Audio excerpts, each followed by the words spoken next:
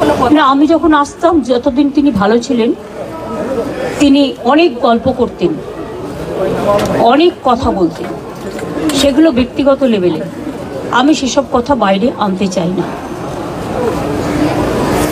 আমার সাথে দেখা হয়েছে সিঙ্গুর আন্দোলনের পরে গোপাল গান্ধী যখন গভর্নর ছিলেন, একটা সুন্দর পরিবেশে আলোচনা হচ্ছিল। গোপাল গান্ধী তখন জিজ্ঞেস করলেন, আচ্ছা বলুন তো, ভরা থাক গানটার অন্তরাটা কি? উনিও বসেছিলেন, আমিও বসেছিলাম।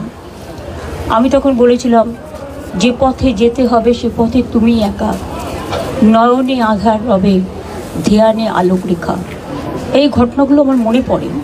92-তে যখন দাঙ্গা হয়, আমি ছুটে গিয়েছিলাম মহাকরণে, আমার কিছু দরকার আছে কিনা সাহায্য। আমি যখনই কোনো পরিস্থিতি দেশে বা রাজ্যে হয়েছে যেটা রাজনীতির ঊর্ধ্বে থেকে শান্তি রক্ষা করার জন্য, সেটা আমি সবসময় করেছি।